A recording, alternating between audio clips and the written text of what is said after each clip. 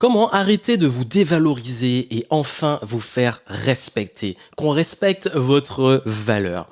Vous en avez marre de vous sacrifier sans retour, d'être toujours le trop bon, trop con, trop gentil, et justement de ne pas être respecté à votre juste valeur avec par exemple des personnes ou des prospects qui veulent profiter de vos talents gratuitement, qui demandent toujours plus et vous donnez toujours plus, vous donnez la main, ils prennent le bras, vous donnez beaucoup mais à jamais de retour, ils vont faire lécher les concurrents, vous êtes souvent un petit peu trop gentil face à de l'ingratitude, vous avez l'impression de donner de la confiture au cochon et vous voulez que ça cesse.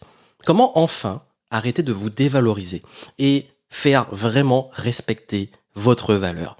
Voici les 4 choses que vous devez absolument arrêter aujourd'hui qui vous dévalorisent et qui vont vous permettre aussi justement de faire augmenter votre valeur aux yeux de vos prospects, de vos collaborateurs, aux yeux aussi de vos partenaires potentiels. Bref, dans le contexte professionnel, comment arrêtez d'être trop gentil, justement, et vous faire respecter.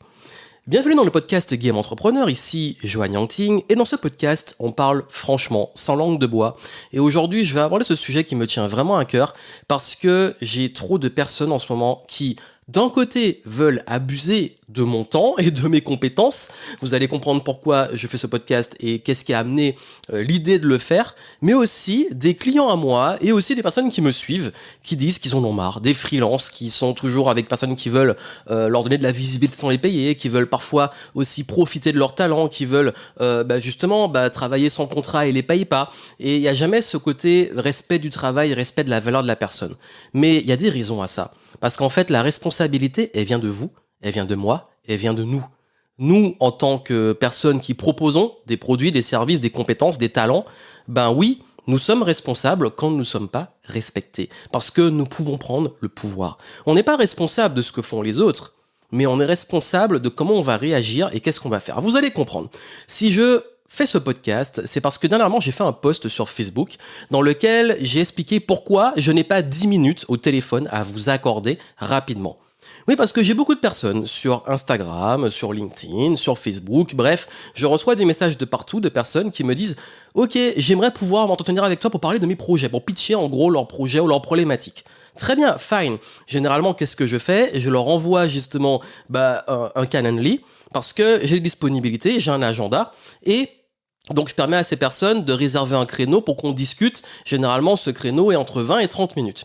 Et souvent, la réponse, c'est « Oh là là, non, en fait, c'est juste 10 minutes, juste 10 minutes. 10 minutes, je t'appelle là tout de suite, on s'appelle maintenant ou telle date. » Non, non et non, non. Et pourquoi je dis non? Parce que combien de fois je me retrouve avec des personnes qui prennent, voilà, je leur accorde les 10 minutes. J'ai fait cette erreur-là pendant très longtemps. Et ils racontent leur vie. Et ils me posent 10 000 questions et ils veulent des conseils gratuits. Combien de fois aussi, je reçois parfois des messages, je prends le temps de répondre et j'ai même pas un merci, j'ai même pas une gratitude. Combien de fois je donne énormément du gratuit, du contenu et les gens ne remercient jamais ou pire, insultent du contenu gratuit et disent c'est de la merde, voilà, enfin ils comprennent pas la valeur des choses. Bah oui, et j'ai fait ce post et j'ai expliqué que non, en fait, ça marche pas comme ça et que si on veut échanger avec moi, je me réserve le droit de fournir mes disponibilités, de filtrer en amont pour être sûr que mon temps soit bien consacré aux personnes et que je sache à qui j'ai affaire. Parce que mon temps est précieux. Et parce que peu importe l'inconnu qui me contacte partout sur les réseaux sociaux, il passera toujours après ma famille, après mes loisirs, oui, après ma vie, si j'ai envie, je préfère aller jouer, faire du vélo, jouer au basket, au football, faire du sport, partir en voyage plutôt que de passer du temps au téléphone, c'est mon droit. Parce que parfois, les gens aussi ils me voient que je suis dans une ville, par exemple, je suis en déplacement à Paris ou telle ville, ah, on peut se voir et tout. Ça dépend, non. Ça passe après, justement, ma vie, mon business, ma famille qui est dans le top du top, et puis bien entendu, tout en dessous, parce que j'ai des projets, parce que j'ai des choses à faire, et peut-être parce que j'ai tout simplement pas envie aussi. Et j'ai pas à me justifier. Et si je vous dis ça, c'est parce que j'ai mis des limites, j'ai mis des règles, et que je fais respecter ces règles. Et vous allez comprendre comment j'en suis arrivé là, et qu'est-ce que vous pouvez faire aujourd'hui, vous, pour ne plus vous laisser bouffer. Parce que très souvent, qu'est-ce qui se passe? On a peur de ne pas être aimé, on a peur que la personne se retourne contre nous, parce que si on la rejette, si on dit non, je suis pas disponible, qu'on lui dit non, qu'est-ce qui se passe? Souvent, il y a de l'agressivité, il y a de l'insulte, ça arrive. Il y a des personnes aussi qui se vexent, qu'on ne répond pas tout de suite. Bref, il y a pas avoir cette peur d'être rejeté. Vous savez, la plus grande peur de l'être humain, en réalité, hein, vraiment la plus grande, c'est d'être rejeté par le groupe, c'est de ne pas être aimé. C'est le rejet.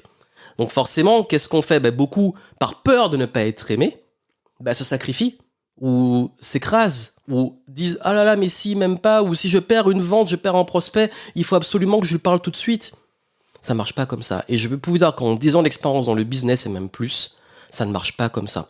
Plus vous allez dans ce sens, moins vous allez vous faire respecter, et plus on va vous bouffer.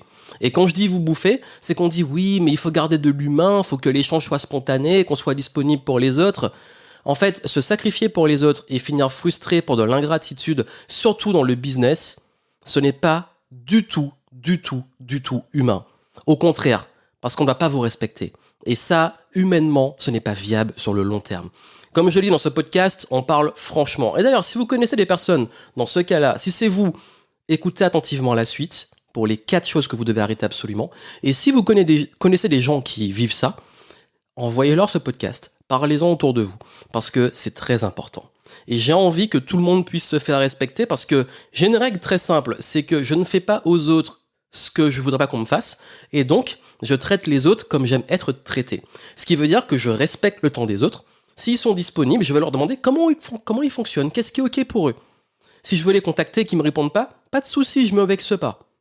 Il a des priorités, si on se connaît pas, on se connaît pas. Il a peut-être vu passer les messages, c'est pas grave, s'il faut relancer, je relance, il n'y a pas de réponse. Je passe à autre chose, c'est cool. La vie, en fait, il y a 7 milliards d'individus sur Terre. Pourquoi perdre son temps pour des personnes incompatibles? Pareil, si aujourd'hui ce que je vous dis ne vous plaît pas, et que vous voulez pas travailler avec moi, ou vous dites mais pour qui il se prend pour être comme ça, il n'y a pas de souci. Et parce que justement, avec le temps, j'ai eu cette phase de frustration, cette phase de ras-le-bol, de me dire mais en fait, peu importe ce que je fais, j'essaie de faire bien, d'être toujours disponible, etc. Moins je suis respecté. Pourquoi? Voici les 4 choses que j'ai dû arrêter et que vous devez arrêter immédiatement. La première chose, c'est arrêter d'être trop disponible. S'il vous plaît, arrêtez d'être trop disponible. En fait, ce qui se passe, c'est qu'on a envie, justement, par peur de ne pas avoir les clients, les prospects, etc., de toujours accorder le temps rapidement, de prendre un appel rapidement. Et qu'est-ce qui se passe? Si vous avez déjà un peu d'expérience, vous savez ce qui se passe. Vous prenez l'appel rapidement, alors que vous avez un protocole, ça se trouve. Je vais vous donner mon cas personnel, mais voici ce qui se passe très souvent. Généralement, on a toujours un protocole quand on veut savoir si des prospects sont qualifiés, de les filtrer, de savoir à qui on a affaire, qu'est-ce qu'ils veulent, leur profil, si on peut vraiment les aider, comme ça tout le monde gagne du temps. Donc dans mon cas, ce que je fais, c'est qu'ils passent par mon formulaire, donc du coup ils répondent à des questions, je sais exactement si je peux les aider ou pas, et quel est leur profil, quelle est leur intention, et ensuite ils peuvent réserver sur les disponibilités que j'ai définies pour ça. Il se trouve que beaucoup de personnes n'aiment pas ça. Ils préfèrent avoir l'accès direct. Ils veulent qu'on s'appelle tout de suite. Ok, pendant très longtemps, j'ai fait ça. Et qu'est-ce qui se passe? À chaque fois, je perds le contrôle. Pourquoi? Parce que la personne, c'est elle qui a décidé de l'horaire. C'est elle qui a décidé de comment elle va mener l'entretien téléphonique. C'est elle qui a décidé de qu'est-ce qu'elle va poser comme question. C'est elle qui a décidé du temps qu'elle prend. Et oui, c'est elle qui décide du temps qu'elle me prend. Or, le temps est ce que j'ai de plus précieux. Le temps est ce que vous avez de plus précieux. Donc, quand on prend 10 minutes comme ça, 10 minutes par-ci, 10 minutes par-là, on interrompt, on passe, on fait des calls, etc. On est disponible, on répond à tout le monde rapidement partout. Qu'est-ce qui se passe? On se fait vampiriser. Et le pire, et je vous parle vraiment en termes d'expérience pure, ceux qui ont de l'expérience savent que c'est toujours comme ça.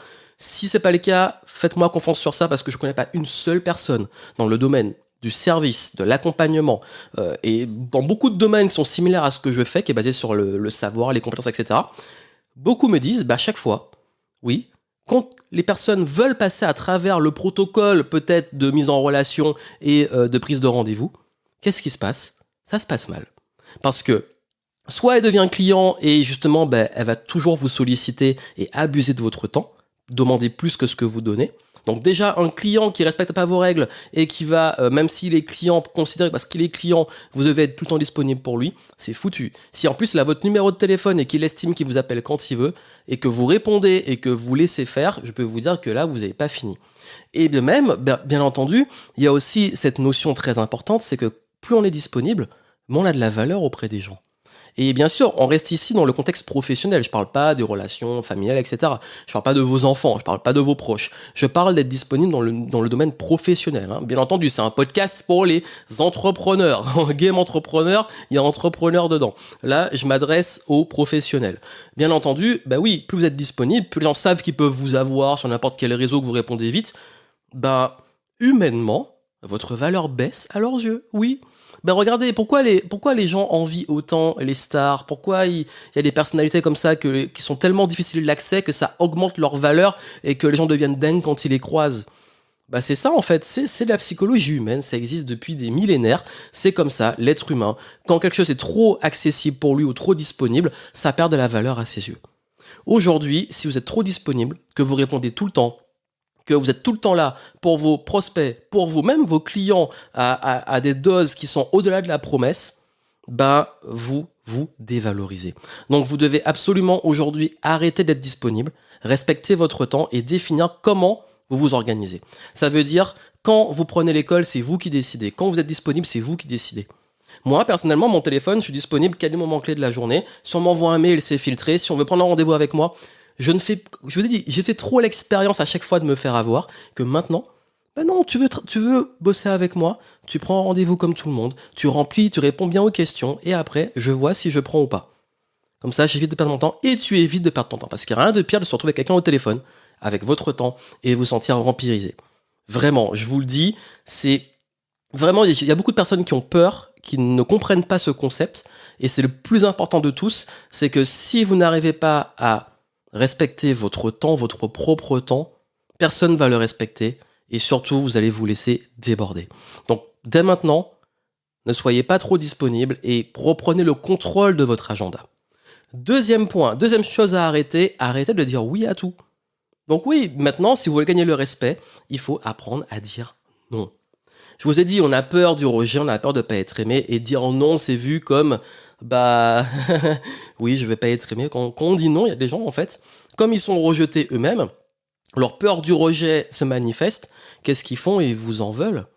Et ils peuvent même se retourner contre vous. Moi, combien de fois, maintenant c'est presque mon quotidien, hein, des personnes à qui je réponds pas tout de suite, où j'ai pas répondu dans l'heure, la personne m'a posé une question sur mon Instagram, c'est en MP, je la connais pas, je sais pas d'où elle sort, le truc je l'ai pas vu, il est dans les MP qui sont pas encore ouverts, les messages privés. Et après, en fait, il va suivre une série d'insultes pour qui tu te prends, tu réponds même pas, etc. J'ai envie de dire, si tu réagis comme ça parce que j'ai pas répondu dans l'heure, heureusement que j'ai pas répondu dans l'heure, parce que ça m'a montré ton vrai visage. Donc, du coup, pourquoi maintenant j'apprends à dire non? J'apprends aussi à accepter aussi qu'il y a des personnes qui vont pas être contentes, qui vont ne pas m'aimer pour ça. C'est pas grave. Parce que comme je l'ai dit, apprendre à dire non, c'est s'affirmer et c'est dire oui aussi aux vraies opportunités. Parce que les personnes qui veulent bosser avec vous, les bons clients, les bons prospects qualifiés, ils vont respecter vos règles. J'y reviens après. Mais déjà, apprendre à dire non, c'est aussi quand quelqu'un vous sollicite et que vous n'êtes pas disponible pour un engagement ou que vous ne pouvez pas bien le faire, quand vous dites non, vous gagnez le respect. Pourquoi? Souvent, on me propose des partenariats, des lancements, des choses comme ça. Parfois, je dis oui, parfois, je dis non. Quand je dis non, je dis je suis honoré d'avoir cette demande et tout. Je ne peux pas. Et généralement, je ne me justifie pas. Parfois, je donne une raison. Je donne toujours la vraie raison. Et si j'ai pas envie de la donner, je ne me justifie pas. Mais vous allez être beaucoup plus respecté parce qu'en fait, vous augmentez aussi, on parle d'augmenter la valeur, vous augmentez la valeur de votre oui. Vous augmentez la valeur de votre oui. Vous augmentez, en fait, la valeur de quand vous allez dire oui parce que le oui est sincère et réel et vous êtes engagé à 100%. Beaucoup de personnes font l'erreur justement de tellement toujours dire oui que c'est les yes men ou yes women et on sait en fait trop gentil justement et trop gentil dans le mauvais sens, trop gentil dans on sait que cette personne tout le temps aller dans l'autre sens, donc du coup quand elle dit oui, on est habitué à ce qu'elle dit oui. Et puis le jour où elle dit non, oh là là, méchant, tu m'as trahi et tout. En fait, non, c'est. Je dis pas de devenir quelqu'un qui dit non à tout, non plus, de pas devenir entre guillemets, un connard ou une connasse qui rejette tout le monde. C'est pas le but, c'est de dire non en disant oui à vos disponibilités, à vos valeurs. Et un non, c'est pas un non définitif, ça peut être un non pour l'instant et plus tard. Moi, il y a plein de fois où j'ai des belles opportunités, je dis non parce que je ne peux simplement pas m'engager c'est pas le bon timing.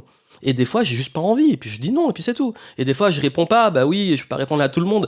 Donc, apprendre à dire non, c'est extrêmement important, et vous allez voir que vraiment, vraiment, il faut bien le faire, certes, mais oser quand ça va pas dans votre sens, quand c'est pas aligné avec vos valeurs, quand c'est pas dans votre intérêt, ou quand vous n'avez simplement pas l'énergie, le temps, les ressources pour vous engager sur une demande, de dire non.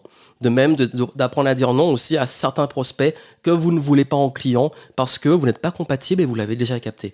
Et vous allez voir, ça va laisser de la place aussi pour des belles opportunités. Troisième point, troisième chose à arrêter, vraiment de jouer avec les règles des autres.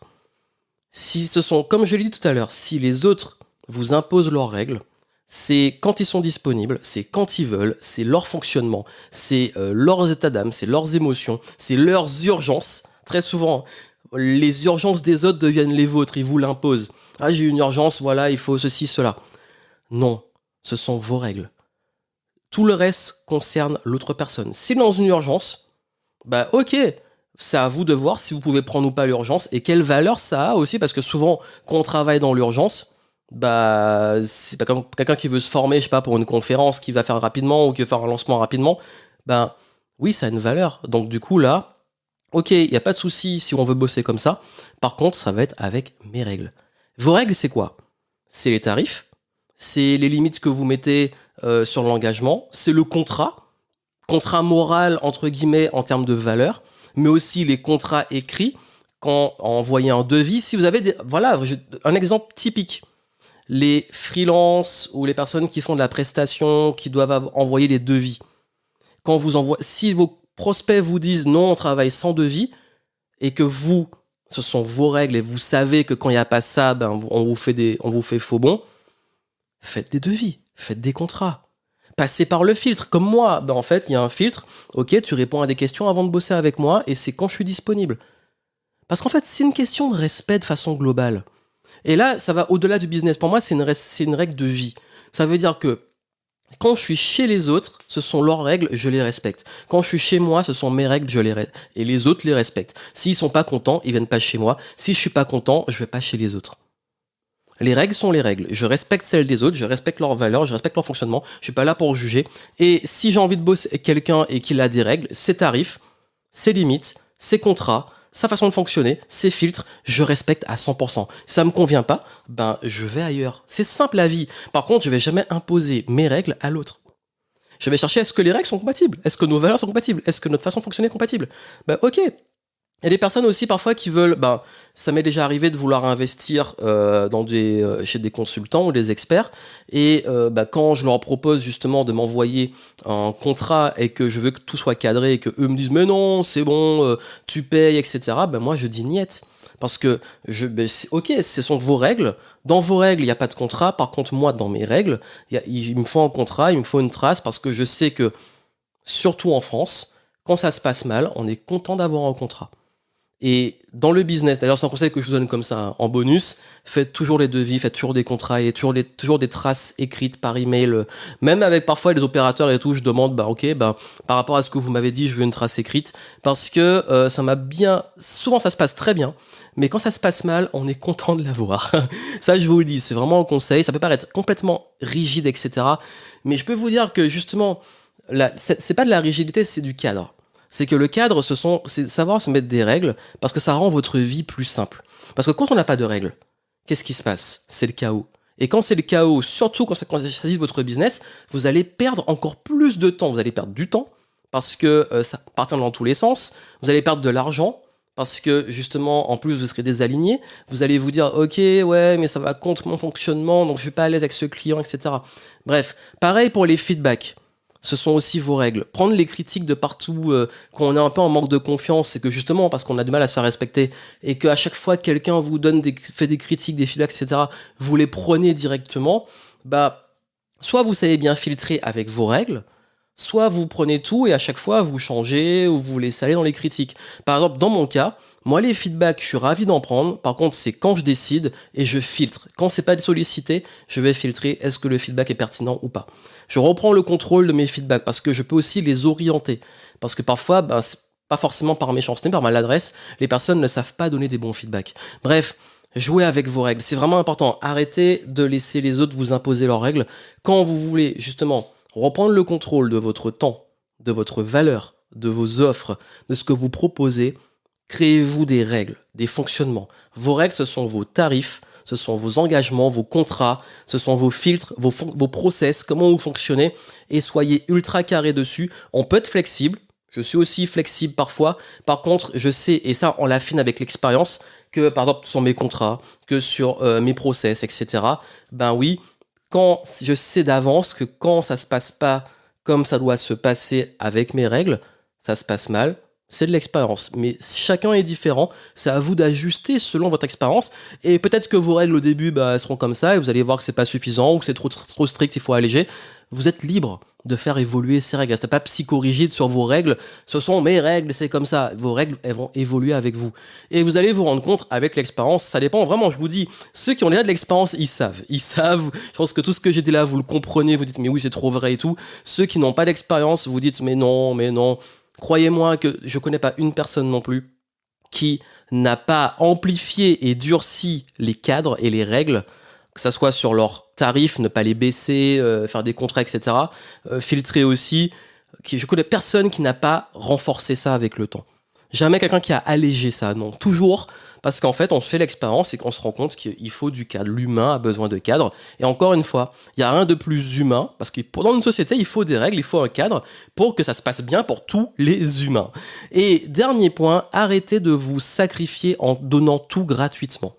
Alors là, s'il vous plaît, si en plus vous avez peur de vendre, voilà, vous n'arrivez pas à doser le gratuit versus payant, que vous avez justement cette tendance à donner beaucoup, beaucoup, beaucoup gratuitement, il va falloir arrêter. Vraiment, il va falloir arrêter parce que c'est la meilleure façon non seulement de vous dévaloriser, parce que humainement, l'être humain ne voit pas la valeur forcément du gratuit, et puis aussi et surtout, limiter vraiment la frontière entre le gratuit et le payant. Savoir doser. Qu'est-ce que je donne en gratuit, qu'est-ce que je donne en payant, où je mets mes limites. Encore une fois, quand je parlais de dire non, de jouer avec vos règles, de mettre vos limites, c'est ça.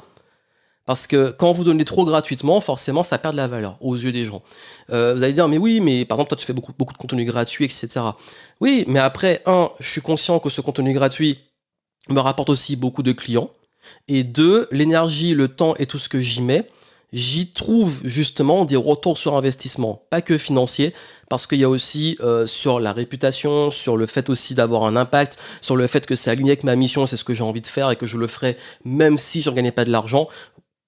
Pour combien de temps, je ne sais pas, mais je le faisais avant d'en vivre et je le fais maintenant que j'en vis. Mais quoi qu'il arrive, en fait, c'est quelque chose qui m'anime. Donc du coup, quoi qu'il arrive, c'est pas du sacrifice. Ça devient du sacrifice si à chaque fois que je donne du gratuit, ça me coûte et ça me rapporte rien. Là, ce serait du sacrifice. Ça me rapporte pas d'apprentissage, pas d'épanouissement, ça ne donne pas ma mission, ça me rapporte pas d'argent, ça me met dans rien. Bah oui, bah là, en fait, j'ai aucun intérêt à le faire. Donc du coup, il est important aussi, vous, de savoir où vous mettez votre énergie. Qu'est-ce qui est... Et oui, on revient sur le business, game entrepreneur, on revient sur le business. Dans le business, généralement, de façon extrêmement simple, ce qui vous permet pas directement ou indirectement de gagner de l'argent, bah, c'est pas toujours pertinent de le faire. Indirectement, ça peut être par exemple, justement comme là, la réputation, le fait de donner du contenu parfois qui vous rend visible, qui crée en fait des liens avec des gens qui vont vous voir, qui vont comprendre ce que vous faites, sans forcément acheter tout de suite, ça crée en fait un rayonnement.